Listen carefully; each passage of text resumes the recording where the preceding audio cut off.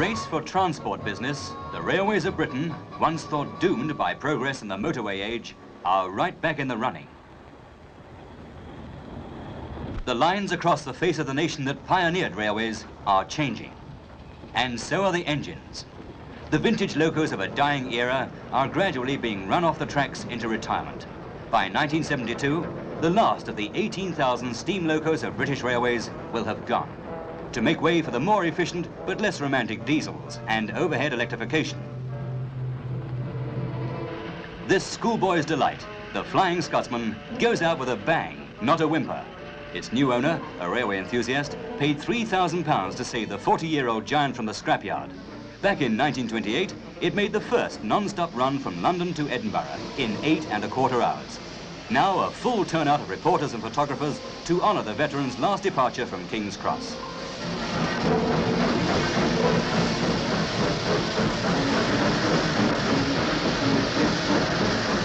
With fire in his belly, the old Scotsman became a legend in its own time.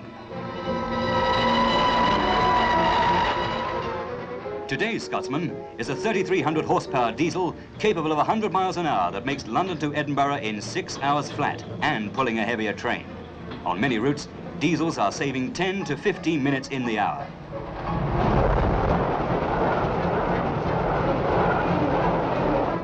And they're coming fast off the production lines. Last year, 1,000 went into service. They cost more to build than the old steam locos, around £90,000 for a mainline express. But they're cheaper to operate because they can be run more intensively.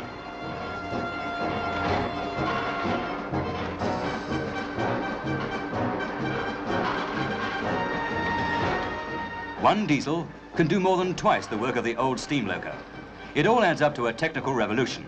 And at the heart of it, drivers like Stan Bagley. For them, it's back to school, to learn new skills, to convert from the grimy footplate world of yesterday to the press button tidiness of today.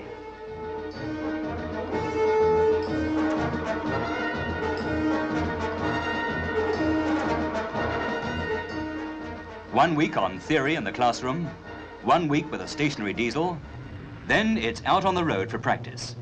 Many drivers missed the personal touch that was needed to coax the best out of the old steamers. But not many would want to go back to them, and they're agreed that diesels are a lot easier to handle.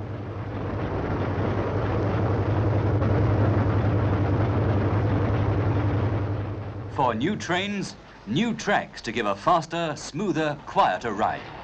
Tracks already welded into lengths of up to 300 feet, with sleepers and rails joined at the depot. Tracks with concrete sleepers in place of the old timber kind, and rubber pads to cushion the vibration. Long welded track like this is being laid at the rate of 300 miles a year. But it'll be a long time before passengers no longer hear the monotonous clickety-click of wheels on rails. There are 48,000 miles of track in Britain.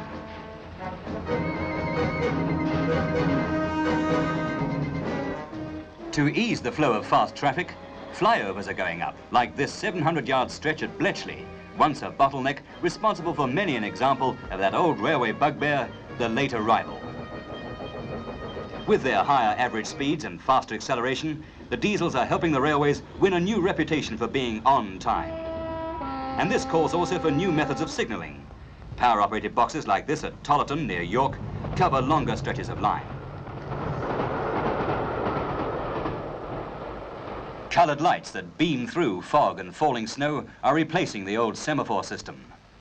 And the signalman of today no longer has the barman's job of pulling on long levers. The turn of a switch sets up miles of route, signals and points. This box does the work of several of the old type, and it's foolproof.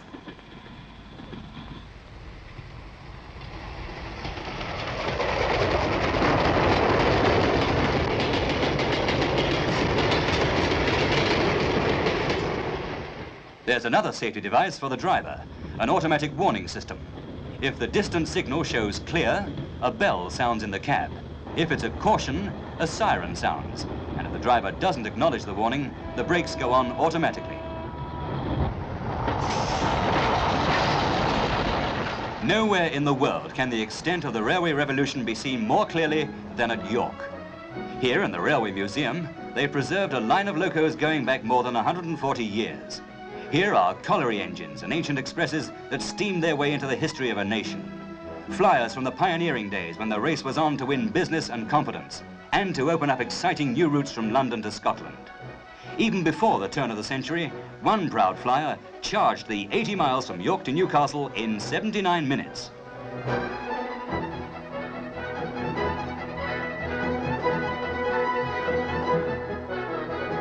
Today, tracks as well as locos are passing into the limbo of railway history.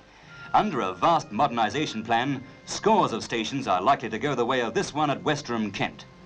Stations that become memorials to a bygone age, or like sets for a new production of the ghost train.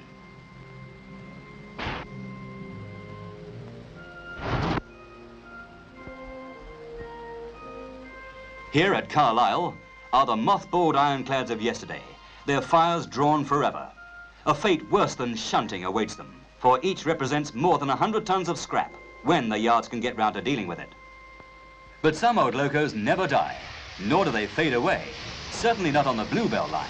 When British Railways closed the Sussex branch line in 1958, a group of railway enthusiasts reopened part of it between Sheffield Park and Horsted Keynes for weekend working. Now it's a tourist attraction turning in a profit.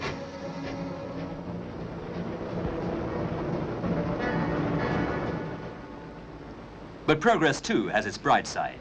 It's not only steam that's going, but smoke and soot-grimed stations. With the emphasis on high-speed, non-stop services between cities, the railmen are moving into the world of the image makers. They talk of fast trains, smooth trains, trains that run to time. It's possible now to ride in trains and keep your clothes clean. For the long-suffering passengers who make 1,000 million train journeys a year, the revolution has come none too soon.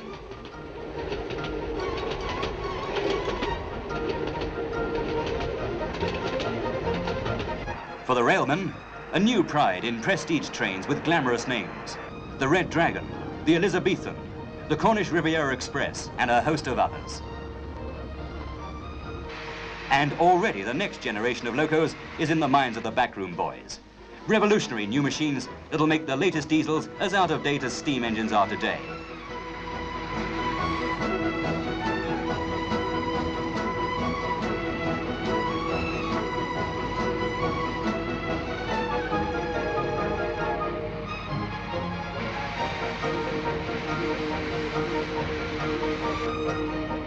This is the linear induction motor, developed at Manchester University for the Railways Board.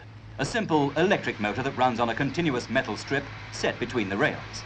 It accelerates to 30 miles an hour in 65 feet and makes 200 miles an hour trains a possibility.